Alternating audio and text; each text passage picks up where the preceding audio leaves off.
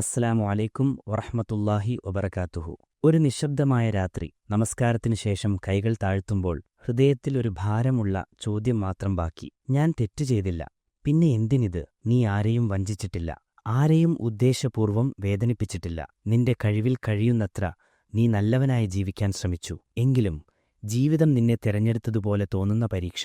ചിലർക്കു എല്ലാം എളുപ്പം ലഭിക്കുന്നതുപോലെ തോന്നും. ചിലരുടെ ജീവിതം സുതാര്യവും ശാന്തവുമെന്ന് കാണാം. പക്ഷെ നിന്റെ ഭാഗത്ത് വൈകിപ്പോകുന്ന സ്വപ്നങ്ങൾ, തുടർച്ചയായ സമ്മർദ്ദങ്ങൾ, അറിയാതെ വരുന്ന നഷ്ടങ്ങൾ. അപ്പോൾ ഉള്ളിലൊരു മൗനവാക്യം: നല്ലവനായിട്ടും എന്തുകൊണ്ട്? ഈ ചോദ്യം വിശ്വാസത്തിന്റെ വിരുദ്ധമല്ല, ഇതൊരു തകർന്ന ഹൃദയത്തിന്റെ പ്രാർത്ഥനയാണ്. ഇത് നീ അല്ലാഹുവിൽ നിന്ന് മാറിയതിന്റെ അടയാളമല്ല, അവനെ മനസ്സിലാക്കാൻ ശ്രമിക്കുന്ന മനസ്സിന്റെ തെളിവാണ്. കാരണം സത്യമിതാണ്: നല്ലവരാകാൻ ശ്രമിക്കുന്നവർക്കാണ് പരീക്ഷയുടെ അർത്ഥം കൂടുതൽ കഠിനമായി തോന്നുന്നത്. അവർ നീതി അന്വേഷിക്കുന്നു, അവർ മറുപടി അന്വേഷിക്കുന്നു, അവർ അവരുടെ വേദനയിൽ പോലും അർത്ഥം തേടുന്നു. ഇന്ന് നമ്മൾ ഈ ചോദ്യത്തെ ഒഴിവാക്കില്ല. നാം അതിന് നേരിട്ട് നോക്കും, കണ്ണീർ മറച്ചുവെക്കാതെ, സംശയം തള്ളിക്കളയാതെ. നല്ലവനായിട്ടും പരീക്ഷ വരുന്നത് എന്തുകൊണ്ട്? ഈ ചോദ്യം മറുപടി തേടുമ്പോൾ നമ്മൾ മനസ്സിലാക്കും, ജീവിതം നമ്മെ തകർക്കാൻ ശ്രമിക്കുന്നില്ല. അതെ, ചിലപ്പോൾ അത് നമ്മെ മറ്റൊരാളായി രൂപപ്പെടുത്തുകയാണ്. ഇന്നീ യാത്ര നിന്റെ ഹൃദയത്തിൽ നിന്നാണ് തുടങ്ങുന്നത്. പരീക്ഷണം എന്നത് എന്താണ്? പരീക്ഷണം എന്ന വാക്ക് കേൾക്കുമ്പോൾ മനസ്സിൽ ആദ്യം വരുന്നത് കഷ്ടതയാണ്, വേദന, നഷ്ടം, അനിശ്ചിതത്വം. പക്ഷേ ഇസ്ലാമിൽ പരീക്ഷണം എന്നത് വേദനയ്ക്ക് മാത്രം ഉപയോഗിക്കുന്ന ഒരു പദമല്ല. പരീക്ഷണം ശിക്ഷയല്ല. ഓരോ ബുദ്ധിമുട്ടും ശിക്ഷയാണെന്ന് കരുതുന്നത് വലിയ തെറ്റിദ്ധാരണയാണ്. ശിക്ഷയുടെ ലക്ഷ്യം തിരുത്തലാണ്, പരീക്ഷയുടെ ലക്ഷ്യം തെളിയിക്കൽ. ഒരു വിദ്യാർത്ഥിയെ പരീക്ഷിക്കുമ്പോൾ അവനെ വെറുക്കുന്നില്ല, അവന്റെ നിലവാരമറിയാൻ മാത്രമാണ് പരീക്ഷ. അതുപോലെ അല്ലാഹു ഒരാളെ പരീക്ഷിക്കുമ്പോൾ അവനെ തള്ളുന്നില്ല, അവനെ ഉയർത്താൻ തയ്യാറാക്കുകയാണ്. 2. ഈ ലോകം സ്ഥിരതയുള്ള സ്ഥലമല്ല. നാം പലപ്പോഴും ഈ ലോകത്തെ സ്ഥിരമായ ജീവിതം പോലെ കാണുന്നു. പക്ഷേ ഖുർആൻ നമ്മെ പഠിപ്പിക്കുന്നത് ഇത് അന്തിമഗമ്യമല്ല, ഇതൊരു യാത്രയാണ്, ഒരു വഴിത്താറ. യാത്രയിൽ മണ്ണും കാറ്റും മഴയുമുണ്ടാകും. അത് യാത്ര അവസാനിച്ചതിന്റെ അടയാളമല്ല. ജീവിതത്തിലെ ഉയർച്ചയും താഴ്ചയും വിശ്വാസത്തിന്റെ ഭാഗമാണ്. 3. പരീക്ഷണം 2 രൂപത്തിൽ വരും. പരീക്ഷണം എപ്പോഴും നഷ്ടമായി മാത്രം വരില്ല. ചിലപ്പോൾ അത് ദാരിദ്ര്യമായി വരും, ചിലപ്പോൾ സമ്പത്തായി വരും, ചിലപ്പോൾ രോഗമായി, ചിലപ്പോൾ ആരോഗ്യം തന്നെ പരീക്ഷണമാകും, ചിലപ്പോൾ കാത്തിരിപ്പായി, ചിലപ്പോൾ വേഗത്തിലുള്ള വിജയമായി. നഷ്ടം മാത്രം പരീക്ഷണമാണെന്ന് കരുതുന്നത് അപൂർണമായ ധാരണയാണ്. നിനക്കുള്ളതുകൊണ്ട് നീ എന്തു ചെയ്യുന്നു, അതും ഒരു പരീക്ഷണം തന്നെയാണ്. 4. പരീക്ഷണം ഹൃദയത്തെ വെളിപ്പെടുത്തുന്നു. സൗകര്യമുള്ളപ്പോൾ എല്ലാവർക്കും വിശ്വാസം എളുപ്പമാണ്. എന്നാൽ അനിശ്ചിതത്വത്തിൽ നിന്റെ ഉള്ളിലെ യഥാർത്ഥ അവസ്ഥ പുറത്തുവരും. നീ ക്ഷമയുള്ളവനോ, നീ പരാതിപ്പെടുന്നവനോ, നീ താരതമ്യം ചെയ്യുന്നവനോ, നീ ആശ്രയിക്കുന്നവനോ? പരീക്ഷ നമ്മെ മാറ്റുന്നതിനു മുമ്പ് നമ്മെ കാണിക്കുന്നു. 5. പരീക്ഷണം ശുദ്ധീകരണ പ്രക്രിയയാണ്. സ്വർണം തീയിൽ വെച്ചാൽ അത് നശിക്കില്ല, അത് കൂടുതൽ ശുദ്ധമാകും. അതുപോലെ വിശ്വാസി ബുദ്ധിമുട്ടിലൂടെ കടന്നുപോകുമ്പോൾ അവന്റെ ഉള്ളിൽ അനാവശ്യമായ ആശ്രയങ്ങൾ കത്തിപ്പോകും. അഹങ്കാരം കുറയും, ലോകാസക്തി കുറയും, ദ്വാ ആഴമാകും, തവക്കുൽ ശക്തമാകും. 6. പരീക്ഷണത്തിന്റെ ഉദ്ദേശ്യം എല്ലായ്പ്പോഴും ഉടനെ മനസ്സിലാക്കില്ല. നമ്മൾ സമയം കൊണ്ടളക്കുന്നു, അല്ലാഹു ജ്ഞാനം കൊണ്ട്. ഇന്ന് നിനക്ക് അന്യായമായി തോന്നുന്ന കാര്യം നാളെയുടെ സുരക്ഷയായിരിക്കാം. ഇന്നു നീ നഷ്ടമെന്ന് കരുതുന്നത് നാളെ നീ രക്ഷയെന്ന് തിരിച്ചറിയും. 7. പരീക്ഷണം വ്യക്തിപരമാണ്. നിന്റെ പരീക്ഷണം മറ്റൊരാളുടെ പരീക്ഷയോട് താരതമ്യം ചെയ്യാൻ കഴിയില്ല. ഒരു മനുഷ്യന് ചെറിയ കാര്യം പോലും വലിയ ഭാരമാകാം, മറ്റൊരാൾക്ക് വലിയ നഷ്ടം പോലും അകത്തളത്തിൽ സമാധാനത്തോടെ കൈകാര്യം ചെയ്യാം. അല്ലാഹു ഓരോ ഹൃദയത്തെയും അതിന്റെ ശക്തിക്കനുസരിച്ച് പരീക്ഷിക്കുന്നു. 8. നല്ലവർക്കുള്ള പരീക്ഷണം വ്യത്യസ്തമാണ്. നല്ലവർക്കുള്ള പരീക്ഷണം പലപ്പോഴും അവരുടെ ഉള്ളിലെ ഗുണങ്ങളെ മിനുക്കാനാണ് വരുന്നത്, അവരെ തകർക്കാനല്ല, അവരെ രൂപപ്പെടുത്താൻ. നീയൊരു വലിയ ഉത്തരവാദിത്തത്തിനായി തയ്യാറാകുമ്പോൾ പരീക്ഷണവും അതനുസരിച്ചു വരും. പരീക്ഷണം ഒരു ചോദ്യമല്ല, ഒരു ക്ഷണം. പരീക്ഷണം ചോദിക്കുന്നത് നീ എവിടെ ആശ്രയിക്കുന്നു, നിനക്ക് സത്യത്തിൽ എന്താണ് വിലപ്പെട്ടത്, നീ ആരുടെ അടുക്കലേക്കാണ് മടങ്ങുന്നത്. പരീക്ഷണം നമ്മെ ലോകത്തിൽ നിന്ന് അല്ലാഹുവിലേക്കുള്ള ഒരു തിരിഞ്ഞുനോട്ടത്തിലേക്ക് നയിക്കുന്നു. അവസാന ബോധ്യം: പരീക്ഷണം ജീവിതത്തിന്റെ തടസ്സമല്ല, ജീവിതത്തിന്റെ ഘടകമാണ്. അത് വിശ്വാസിയുടെ ശത്രുവല്ല, അവന്റെ വളർച്ചയുടെ ഭാഗമാണ്. നല്ലവനായിട്ടും പരീക്ഷണം വരുന്നത് അന്യായമല്ല. ചിലപ്പോൾ അത് ഏറ്റവും വലിയ സ്നേഹത്തിന്റെ അടയാളമാണ്. നബിമാർ ഏറ്റവും നല്ലവർ, എന്നാൽ ഏറ്റവും കൂടുതൽ പരീക്ഷിക്കപ്പെട്ടവർ. ഞാൻ നല്ലവനാണ്, എങ്കിൽ എനിക്കെന്തിന് ഇത്രയും പരീക്ഷണം? ഈ ചോദ്യത്തിന് ഏറ്റവും ശക്തമായ മറുപടി നബിമാരുടെ ജീവിതം തന്നെയാണ്. അവർ മനുഷ്യരിൽ ഏറ്റവും ശുദ്ധരും ഏറ്റവും സത്യസന്ധരുമായിരുന്നു. എങ്കിലും അവർ തന്നെയാണ് ഏറ്റവും കൂടുതൽ പരീക്ഷിക്കപ്പെട്ടവർ. പരീക്ഷണമെന്നാൽ അല്ലാഹുവിന്റെ നിരാകരണമല്ല, തിരഞ്ഞെടുപ്പ്. നബിമാരുടെ ജീവിതം നമ്മെ പഠിപ്പിക്കുന്നതിതാണ്. പരീക്ഷണം വരുന്നത് കാരണം അല്ലാഹു വെറുക്കുന്നു എന്നല്ല, അല്ലാഹു തിരഞ്ഞെടുക്കുന്നു എന്നതാണ്. ഒരു സ്വർണ്ണക്കല്ല് തീയിൽ വെച്ച് ശുദ്ധമാക്കുന്നതുപോലെ അല്ലാഹു തന്റെ പ്രിയപ്പെട്ടവരെ പരീക്ഷയിലൂടെ ഉയർത്തുന്നു. ഹദീസ്: ഏറ്റവും കൂടുതൽ പരീക്ഷിക്കപ്പെടുന്നതാരാണ്? നബി സല്ലല്ലാഹു അലൈഹി വസല്ലം പറഞ്ഞു, മനുഷ്യരിൽ ഏറ്റവും കൂടുതൽ പരീക്ഷിക്കപ്പെടുന്നത് നബിമാരാണ്, പിന്നെ അവർക്കടുത്തവർ, പിന്നെ അടുത്തവർ. അർത്ഥം: നല്ലവനാകുന്നത് പരീക്ഷണം ഒഴിവാക്കില്ല, പക്ഷെ പരീക്ഷണം സഹിക്കാൻ ശക്തി നൽകും. ചില നബിമാരുടെ പരീക്ഷകൾ: അയ്യൂബ് അലൈഹിസ്സലാം. വർഷങ്ങളോളം രോഗം, സമ്പത്ത് നഷ്ടം, മക്കളുടെ നഷ്ടം, ആളുകളുടെ അവഗണന. എങ്കിലും അദ്ദേഹം പറഞ്ഞത്, എന്റെ റബ്ബ് എനിക്ക് കരുണയുള്ളവനാണ്. വേദനയിലായിരുന്നെങ്കിലും വിശ്വാസം നഷ്ടപ്പെട്ടില്ല. ഇതാണ് സത്യമായ സബർ. യൂസുഫ് അലൈഹിസ്സലാം. സഹോദരന്മാർ കിണറ്റിൽ തള്ളിയത്, അടിമയായി വിറ്റത്, തെറ്റായ ആരോപണം, ജയിലിൽ വർഷങ്ങൾ. അദ്ദേഹം കുറ്റക്കാരനല്ലായിരുന്നു, എങ്കിലും പരീക്ഷണം തുടർന്നു. പക്ഷേ അവസാനമോ? അദ്ദേഹം രാജ്യത്തിന്റെ പ്രധാന സ്ഥാനത്തെത്തി. പാഠം: പരീക്ഷണം നീണ്ടുപോയാലും അല്ലാഹുവിന്റെ പദ്ധതി അതിലും നീളുന്നു. ഇബ്രാഹീം അലൈഹിസ്സലാം തീയിൽ തള്ളപ്പെട്ടു, സ്വന്തം നാട്ടിൽ നിന്ന് പുറത്താക്കി, മകനോടുപോലും വലിയ പരീക്ഷ. എങ്കിലും ഒരിക്കലും തവക്കുൽ വിട്ടില്ല.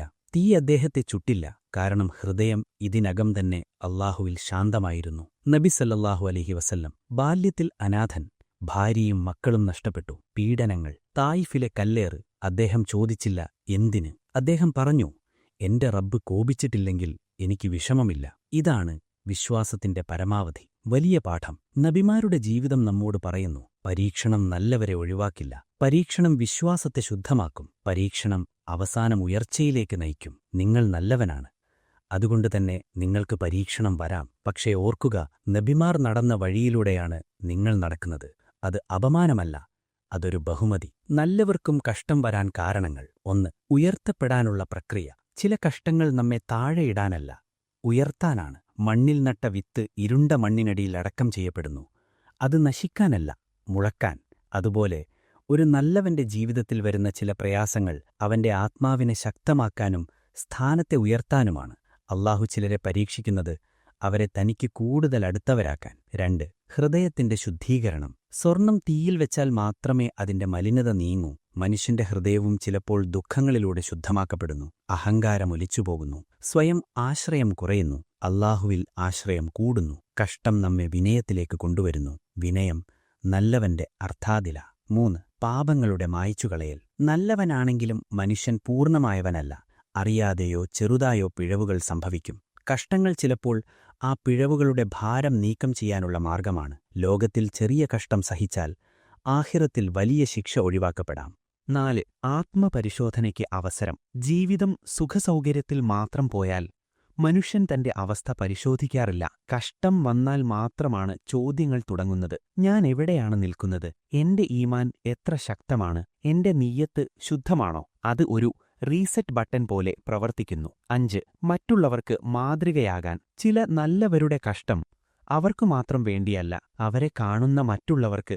സഹനത്തിന്റെ പാഠം, തവക്കുലിന്റെ മാതൃക, ദുആയുടെ ശക്തി. ഒരു നല്ലവൻ കഷ്ടത്തിൽ എങ്ങനെ നിൽക്കുന്നു എന്ന് ലോകം നോക്കുന്നു. 6. ദുനിയയുടെ യാഥാർത്ഥ്യം ഓർമ്മിപ്പിക്കാൻ. ഈ ലോകം സ്ഥിരതയുള്ള സ്ഥലമല്ല, ഇത് പരീക്ഷയുടെ ഹാളാണ്. നല്ലവർക്കും കഷ്ടം വരുന്നത് ദുനിയ സ്വർഗമല്ല എന്ന സത്യം മനസ്സിലാക്കാൻ. നമ്മുടെ യഥാർത്ഥ വിശ്രമം ആഖിറത്തിലാണ്. 7. സ്നേഹത്തിന്റെ അടയാളം. ചിലപ്പോൾ പരീക്ഷണം അല്ലാഹുവിന്റെ ശ്രദ്ധയും കരുതലും ഉള്ളതിന്റെ അടയാളമാണ്. ഒരു അധ്യാപകൻ ഏത് വിദ്യാർത്ഥിയെ കൂടുതൽ ശ്രദ്ധിക്കുന്നു? കഴിവുള്ളവനെ. അതുപോലെ ശക്തമായ ഈമാനുള്ളവർ കൂടുതൽ പരീക്ഷിക്കപ്പെടാം. 8. ദുആഇന്റെ വാതിൽ തുറക്കാൻ. സുഖത്തിൽ മനുഷ്യൻ ദുആ കുറയ്ക്കാം, കഷ്ടത്തിൽ ഹൃദയം പൊട്ടി ദുആ ചെയ്യും. അവിടെ നിന്നാണ് ഒരു പുതിയ ആത്മബന്ധം തുടങ്ങുന്നത്. പരീക്ഷണം ഉപേക്ഷണമെന്ന് തോന്നുന്ന നിമിഷങ്ങൾ. ജീവിതത്തിൽ ചില ഘട്ടങ്ങളുണ്ടാകും, അവിടെ വേദന മാത്രം കാണാം, ഉത്തരമില്ലാത്ത ചോദ്യങ്ങൾ മാത്രം കേൾക്കും. ദുആ ചെയ്യുമ്പോൾ ശബ്ദം ഉയരുന്നുണ്ടെങ്കിലും മറുപടി വരാത്തതുപോലെ തോന്നും. ആ നിമിഷങ്ങൾ പരീക്ഷണത്തേക്കാൾ അപകടകാരിയായത് ഉപേക്ഷിക്കപ്പെട്ടിരിക്കുന്നു എന്ന തോന്നലാണ്. 1. ദുആക്ക് മറുപടി കിട്ടുന്നില്ലെന്ന തോന്നൽ. നമ്മൾ കരഞ്ഞു ചോദിക്കുന്നു, എന്തുകൊണ്ട് ഇപ്പോഴും മാറ്റമില്ല? കാലം നീളുന്നു, പ്രശ്നം തുടരുന്നു. അപ്പോൾ മനസ്സിൽ ഒരു ശബ്ദം, എന്നെ അല്ലാഹു കേൾക്കുന്നില്ലേ? പക്ഷേ സത്യം, മറുപടി വൈകുന്നത് നിരാകരണമല്ല, അല്ലാഹുവിന്റെ സമയക്രമം. ചിലപ്പോൾ മറുപടി ഉടൻ ലഭിക്കും, ചിലപ്പോൾ അത് വൈകും, ചിലപ്പോൾ അത് വേറൊരു രൂപത്തിൽ വരും, ചിലപ്പോൾ അത് ആഖിറത്തിൽ സൂക്ഷിക്കും. ഉപേക്ഷിക്കപ്പെട്ടതായി തോന്നുന്ന നിമിഷം വിശ്വാസത്തിന്റെ ആഴം പരീക്ഷിക്കപ്പെടുന്ന നിമിഷമാണ്. 2. മനുഷ്യർ വിട്ടുപോകുന്ന നിമിഷങ്ങൾ. സുഹൃത്തുക്കൾ മാറിപ്പോകാം, ബന്ധുക്കൾ മനസ്സിലാക്കാതിരിക്കാം, സഹായിക്കുമെന്നവർ മിണ്ടാതിരിക്കാം. അപ്പോൾ തോന്നും, എല്ലാവരും എന്നെ വിട്ടുപോയി. പക്ഷേ സൂക്ഷിക്കുക, മനുഷ്യർ മാറുമ്പോൾ അല്ലാഹു മാറുന്നില്ല.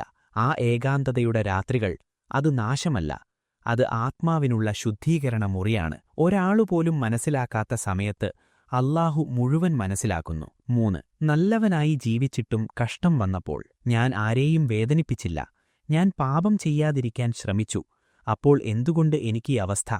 ഇത് പല വിശ്വാസികളുടെ ഉള്ളിലെ ചോദ്യമാണ്.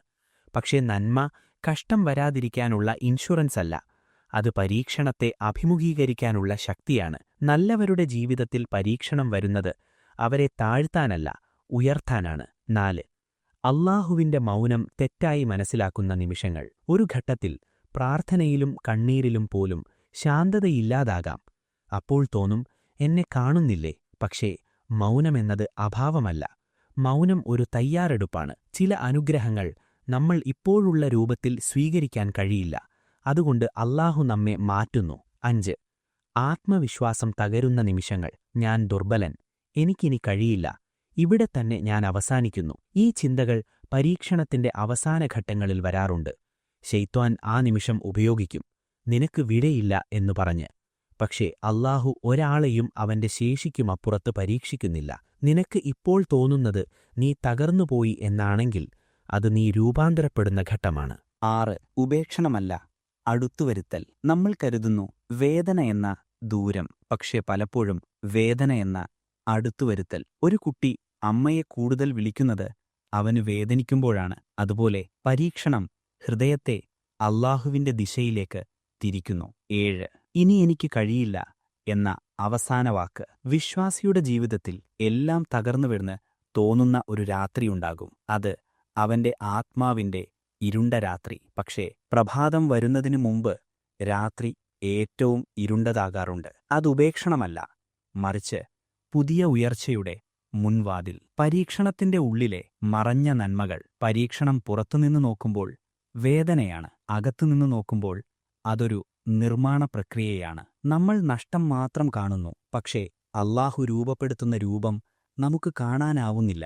1. ഹൃദയത്തിന്റെ ശുദ്ധീകരണം. പരീക്ഷണം മനസ്സിന്റെ മാലിന്യം പുറത്തെടുക്കും. അഹങ്കാരം, ആത്മവിശ്വാസത്തിന്റെ അമിതത്വം, ലോകാസക്തി, ഇവയെല്ലാം വേദനയിലൂടെ തകർന്നു വീഴും. സ്വയം മതിയെന്ന തോന്നലൊടുങ്ങുമ്പോൾ അല്ലാഹുവിനെ ആശ്രയിക്കുന്ന ആത്മാവ് ജനിക്കും. പരീക്ഷണമില്ലാതെ വിനയം വളരില്ല, വിനയമില്ലാതെ ആത്മാവിനു ഭംഗിയില്ല. 2. ദ്വാഇന്റെ ഗുണമേന്മ ഉയരുന്നു. സുഖകാലത്ത് ദ്വാ സാധാരണമാണ്, കഷ്ടകാലത്ത് ദ്വാ സത്യസന്ധമാകും. വേദന നമ്മെ മുൻപേക്കാൾ കൂടുതൽ അടുക്കുന്നു. കണ്ണീർ ചേർന്ന പ്രാർത്ഥന വാക്കുകളേക്കാൾ ആഴമുള്ളതാണ്. അത് ഹൃദയത്തെ അല്ലാഹുവിനോട് ജീവിച്ചിരിക്കുന്ന ബന്ധത്തിലേക്ക് കൊണ്ടുപോകും. 3. മുൻപറിഞ്ഞാത്ത ശക്തി പുറത്തുവരുന്നു. പരീക്ഷണം വരുന്നതിനു മുമ്പ് നമുക്ക് നമ്മുടെ ശേഷി അറിയില്ല. കഷ്ടം വന്നാൽ നാം തകർന്നുവെന്ന് കരുതുന്നു. പക്ഷെ കുറച്ചുകാലം കഴിഞ്ഞാൽ എനിക്കിത്ര ശക്തിയുണ്ടോ എന്ന് നമ്മൾ തന്നെ അത്ഭുതപ്പെടും. പരീക്ഷണം നമ്മുടെ ഉള്ളിലെ മറഞ്ഞ ശക്തിയെ പുറത്തെടുക്കുന്ന പരിശീലനമാണ്. 4. പാവങ്ങൾക്ക് പ്രായശ്ചിത്തം. വേദന പലപ്പോഴും ശിക്ഷയല്ല, അത് ശുദ്ധീകരണമാണ്. വിശ്വാസിയുടെ ദുഃഖം അവന്റെ പാപങ്ങൾ നീക്കാനുള്ള മാർഗമായി മാറാം. ചെറിയൊരു വേദന പോലും അല്ലാഹു നന്മയായി മാറ്റാൻ കഴിയും. ഇതറിഞ്ഞാൽ കഷ്ടം അർത്ഥശൂന്യമല്ലെന്ന് മനസ്സിലാകും. 5. ലോകത്തിന്റെ യഥാർത്ഥ രൂപം തിരിച്ചറിയൽ. സുഖസൗകര്യം നമ്മെ വഞ്ചിക്കാം. പരീക്ഷണം ലോകത്തിന്റെ താൽക്കാലികത തുറന്നുകാണിക്കും. എല്ലാം നമ്മുടെ നിയന്ത്രണത്തിലല്ലെന്ന് തിരിച്ചറിഞ്ഞാൽ ആഖിറത്തിനെക്കുറിച്ചുള്ള ബോധം ശക്തമാകും. പരീക്ഷണം ലോകാസക്തി കുറയ്ക്കും, അത് ആത്മീയ ബോധമുയർത്തും. 6.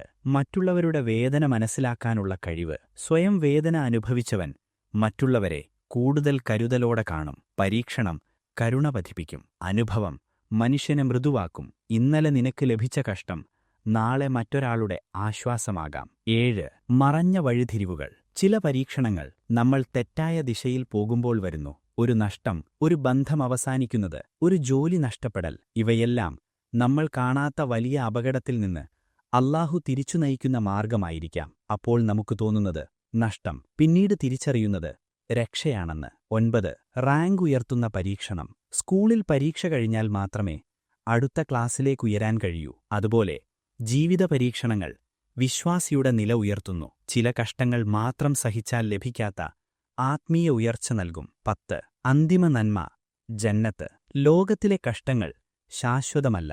ഇവിടെയുള്ള സഹനത്തിന് അവിടെ പ്രതിഫലമുണ്ട്. ചെറിയ ഒരു ദുഃഖം പോലും അല്ലാഹു അനന്തമായ നന്മയാക്കി മാറ്റാൻ കഴിയും.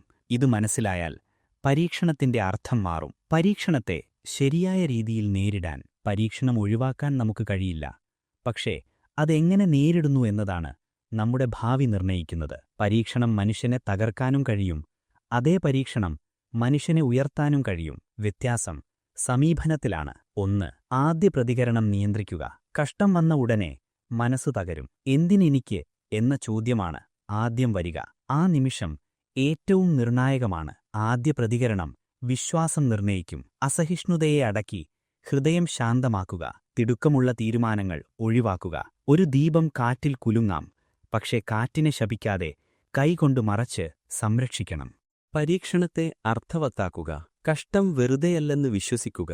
ഇതിലൊരു ഉദ്ദേശമുണ്ട് എന്ന് മനസ്സിലാക്കുക. അർത്ഥമില്ലാത്ത വേദന മനുഷ്യനെ തകർക്കും. അർത്ഥമുള്ള വേദന മനുഷ്യനെ വളർത്തും. ഈ അനുഭവം എന്നെ എന്താണ് പഠിപ്പിക്കുന്നത്? എന്റെ ഉള്ളിൽ എന്താണ് മാറ്റേണ്ടത്? ഇങ്ങനെ ചോദിച്ചാൽ പരീക്ഷണം ആത്മപരിശോധനയാകുന്നു. 3 അല്ലാഹുവിനോടുള്ള ബന്ധം ശക്തമാക്കുക. കഷ്ടകാലം ആരാധനയെ ദൂരെയാക്കാൻ അനുവദിക്കരുത്. അതാണ് ശൈത്താന്റെ ലക്ഷ്യം. അവസ്ഥ കഠിനമാകുമ്പോൾ നമസ്കാരം ഉപേക്ഷിക്കാതെ അതിൽ ആശ്വാസം തേടുക. ദുആയെ പതിവാക്കുക. ചെറിയ വാക്കുകൾ പോലും മതി, പക്ഷേ സത്യസന്ധമായി പറയുക. 4 ഏകാന്തത ഒഴിവാക്കുക. വേദന പലപ്പോഴും നമ്മെ ഒറ്റപ്പെടുത്തും. നാം സംസാരിക്കുന്നത് കുറയ്ക്കും. പക്ഷേ ശരിയായ ആളുകളോട് ഹൃദയം തുറക്കുന്നത് ചികിത്സയാണ്. വിശ്വാസമുള്ള സുഹൃത്തുക്കൾ, ആത്മീയ മാർഗദർശകർ, കുടുംബം, ഇവരോട് സംസാരിക്കുന്നത് ഭാരം കുറയ്ക്കും. ഒറ്റയ്ക്കുള്ള ചിന്തകൾ പ്രശ്നം വലുതാക്കും. 5 ചെറിയ വിജയങ്ങൾ കണ്ടെത്തുക. പരീക്ഷത്തിൽ വലിയ ലക്ഷ്യങ്ങൾ നോക്കരുത്. ഇന്നത്തെ ദിവസം തരണം ചെയ്യുക. ഇന്നത്തെ നമസ്കാരം കൃത്യമായി ചെയ്യുക. ഇന്നത്തെ ദുആഹ് പറയുക. ചെറിയ മുന്നേറ്റങ്ങൾ മനസ്സിനെ ഉറപ്പാക്കും. ഒരു വലിയ പർവ്വതം ഒരു പടി വീതം കയറുന്നതുപോലെ. 6 താരതമ്യം ഒഴിവാക്കുക.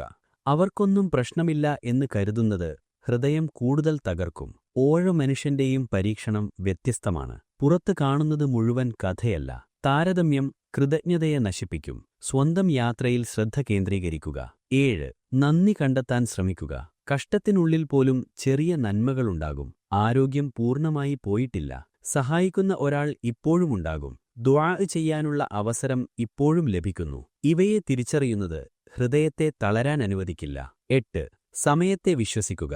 വേദന ശാശ്വതമല്ല. കാലം കടന്നുപോകും. ഇന്ന് അസഹ്യമായതെന്ന് തോന്നുന്ന കാര്യങ്ങൾ 1 വർഷം കഴിഞ്ഞാൽ പാഠമായി തോന്നും. അതിനാൽ തിടുക്കത്തിൽ അന്തിമ തീരുമാനങ്ങൾ എടുക്കരുത്. 9 സ്വയം കുറ്റപ്പെടുത്തൽ കുറയ്ക്കുക.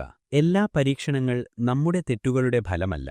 ചില പരീക്ഷണങ്ങൾ നമ്മുടെ ഉയർച്ചയ്ക്കായി മാത്രമാണ്. അതുകൊണ്ട് അമിത കുറ്റബോധം ഒഴിവാക്കുക. പക്ഷേ സത്യസന്ധ ആത്മപരിശോധന തുടരുക. 10 അന്തിമ ലക്ഷ്യം മറക്കരുത്. ജീവിതം പരീക്ഷാലയം. ഇവിടെ നിൽക്കുന്നത് താൽക്കാലികം. പരീക്ഷ കടന്നുപോകും. ഫലം ശാശ്വതമാണ്. ഇതോർക്കുമ്പോൾ വേദനയുടെ ഭാരം കുറയും. ഈ പരീക്ഷ ഉയർത്തലാണോ ശിക്ഷയാണോ തിരിച്ചറിയാൻ സൂചനകൾ. ഒരു കഷ്ടം വന്നാൽ ഹൃദയത്തിൽ ഉടൻ ഉയരുന്ന ചോദ്യമിതാണ്: ഇത് അല്ലാഹുവിന്റെ കോപമാണോ, അല്ലെങ്കിൽ എന്റെ ഉയർച്ചയ്ക്കായുള്ള ക്രമീകരണമോ? സത്യത്തിൽ ഒരേ പരീക്ഷണം രണ്ടായി മാറാം. അത് ശിക്ഷയാകുമോ അല്ലെങ്കിൽ ഉയർച്ചയാകുമോ എന്നത് നമ്മുടെ പ്രതികരണത്തെ ആശ്രയിച്ചിരിക്കുന്നു. ഇവയാണ് തിരിച്ചറിയാൻ സഹായിക്കുന്ന ചില സൂചനകൾ. 1 പരീക്ഷണം ഹൃദയത്തെ അല്ലാഹുവിലേക്ക് തിരിക്കുമോ? കഷ്ടം വന്ന ശേഷം നമസ്കാരം വർദ്ധിച്ചോ? ദുആ കൂടുതൽ സത്യസന്ധമായോ? കണ്ണീർ കൂടുതൽ ആത്മാർത്ഥമായോ? അങ്ങനെയായാൽ ഇത് ഉയർത്തലിന്റെ അടയാളമാണ്. ശിക്ഷ സാധാരണയായി മനുഷ്യനെ കൂടുതൽ ദൂരെയാക്കും. ഉയർച്ചയായ പരീക്ഷണം അല്ലാഹുവിനോടുള്ള ബന്ധം കൂടുതൽ ശക്തമാക്കും. 2 പാപങ്ങളിൽ നിന്ന് അകലം വർദ്ധിക്കുമോ? ഈ അനുഭവം നിന്നെ ചില തെറ്റുകളിൽ നിന്ന് മാറ്റിയോ എന്ന് നോക്കുക. നീ മുമ്പ് ലഘുവായി കാണിച്ചിരുന്ന തെറ്റുകൾ ഇപ്പോൾ ഗൗരവമായി തോന്നുന്നുണ്ടോ? അത് ഹൃദയത്തിലെ ജാഗ്രതയാണ്. ഇത് പരിഷ്കരണത്തിന്റെ സൂചന. ശിക്ഷയിൽ മനസ്സ് കഠിനമാകും, ഉയർച്ചയിൽ മനസ്സ് മൃദുവാകും. 3. ഉള്ളിൽ സമാധാനമുണ്ടോ? വേദനയ്ക്കിടയിലും കഷ്ടമുണ്ടായിരിക്കാം, പക്ഷേ ഉള്ളിലൊരു സൂക്ഷ്മമായ ശാന്തതയുണ്ടോ? ഇതിലും ഒരു നന്മയുണ്ട് എന്ന അറിയപ്പെടാത്ത വിശ്വാസം ഉള്ളിലുണ്ടോ? അത് ഉയർച്ചയുടെ അടയാളമാണ്. ശിക്ഷയാണെങ്കിൽ അകത്ത് മുഴുവൻ ഇരുട്ടും കോപവും പ്രതിഷേധവും നിറയും. 4. ആത്മപരിശോധന ഉണരുന്നുണ്ടോ? നീ നിന്നെ പരിശോധിക്കുകയാണോ? എന്തു മാറ്റം വേണം എന്ന് ചോദിക്കുകയാണോ? ഈ ചോദ്യങ്ങൾ ഉയരുന്നത് ഹൃദയം ജീവിച്ചിരിക്കുന്നു എന്നതിന്റെ അടയാളമാണ്. ശിക്ഷയുടെ അവസ്ഥയിൽ മനുഷ്യൻ മറ്റുള്ളവരെ മാത്രം കുറ്റപ്പെടുത്തും. ഉയർച്ചയുടെ വഴിയിൽ മനുഷ്യൻ സ്വയം തിരുത്താൻ തുടങ്ങും. 5. സമയം കടന്നുപോകുമ്പോൾ നീ വളരുന്നുണ്ടോ? ഈ പരീക്ഷണം നിന്നെ കൂടുതൽ ക്ഷമയുള്ളവനാക്കിയോ? കൂടുതൽ വിനയമുള്ളവനാക്കിയോ? മറ്റുള്ളവരുടെ വേദന മനസ്സിലാക്കുന്നവനാക്കിയോ? അങ്ങനെയാണെങ്കിൽ ഇത് ഉയർത്തലാണ്. ശിക്ഷ പലപ്പോഴും മനുഷ്യനെ കടുപ്പിക്കും, ഉയർച്ച മനുഷ്യനെ പക്വതയുള്ളവനാക്കും. 6. പാപം മുറുകെ പിടിക്കുമോ? പരീക്ഷണം വന്നിട്ടും നീ അതേ തെറ്റുകൾ തുടരുകയാണോ? മനസ്സിൽ തൗബയില്ലേ? അങ്ങനെയെങ്കിൽ ഇത് മുന്നറിയിപ്പായിരിക്കാം. ശിക്ഷയെന്നല്ലെങ്കിലും അതൊരു ജാഗ്രതാ വിളിയായിരിക്കും. 7. പ്രാർത്ഥനയ്ക്ക് മറുപടി കാണുന്നുണ്ടോ? നീ ദുആ ചെയ്യുമ്പോൾ ഉള്ളിൽ മാറ്റമുണ്ടാകുന്നുണ്ടോ? ബാഹ്യസാഹചര്യങ്ങൾ മാറാത്തതായിരിക്കാം, പക്ഷേ നിന്റെ മനസ്സ് ശക്തമാകുന്നുണ്ടോ? അത് ഉയർച്ചയുടെ സൂചന. ചിലപ്പോൾ മറുപടി സാഹചര്യം മാറുന്നതല്ല, നമ്മൾ മാറുന്നതാണ്. ഇന്ന് നമ്മൾ ഒരു സത്യം മനസ്സിലാക്കി. നല്ലവനായിട്ടും പരീക്ഷണം വരുന്നത് അനീതിയല്ല, അത് അർത്ഥവത്താണ്. ജീവിതത്തിലെ ചില അധ്യായങ്ങൾ നമ്മൾ തിരഞ്ഞെടുക്കാത്തവയാണ്, പക്ഷേ അവ നമ്മെ മാറ്റാൻ അയച്ചവയാണ്. പരീക്ഷണം നിന്നെ തകർക്കാനല്ല, നിന്നെ താങ്ങാനാകുന്നവനാക്കാനാണ്. നീ ഇപ്പോൾ ഒരു കഠിനഘട്ടത്തിലാണെങ്കിൽ ഇതോർക്കൂ, അല്ലാഹു നിന്നെ വിട്ടിട്ടില്ല, അവൻ നിന്നെ വളർത്തുകയാണ്. യാ അല്ലാഹു, നമ്മൾ മനസ്സിലാക്കാത്ത പരീക്ഷണങ്ങളിൽ ഹിക്മത്ത് കാണാൻ നമ്മെ സഹായിക്കണമേ. നമ്മുടെ ഹൃദയം ദുർബലമാകുമ്പോൾ സബർ നൽകണമേ. പരീക്ഷ ശിക്ഷയാണെങ്കിൽ മാപ്പ് തരണമേ. ഉയർത്തലാണെങ്കിൽ അത് സഹിക്കാൻ ശക്തി തരണമേ. നമ്മൾ കരഞ്ഞ രാത്രികളെ നമ്മുടെ ഉയർച്ചയുടെ തുടക്കമാക്കണമേ. നമ്മുടെ ഈമാൻ കുറയുന്ന നിമിഷങ്ങളിൽ നമ്മെ പിടിച്ചു നിർത്തണമേ. ഈ ലോകത്തും ആഖിറത്തിലും നമുക്ക് നന്മ നൽകണമേ. ആമീൻ. കുറച്ചു സമയത്തിനുള്ളിൽ കൂടുതൽ അറിവ് എന്നതാണ് ഈ ചാനലിന്റെ ലക്ഷ്യം. ഈ അറിവ് എല്ലാവരിലേക്കും എത്തിക്കുക. അസ്സലാമു അലൈക്കും വറഹ്മത്തുള്ളാഹി വബറകാതുഹു.